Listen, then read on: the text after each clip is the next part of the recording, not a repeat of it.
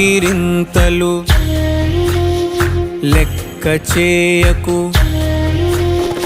వెక్కిరింతలు లెక్క చేయకు. పళ్ళున్న చెట్టుకు అలవాటేగా, కలత చందకు చందమామకే ఏటేట చవితికి నిందలేగా.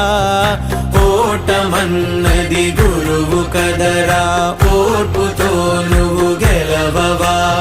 రేపుకే దిక్సూచి నిన్న రెక్కలే చుక్కానిరా.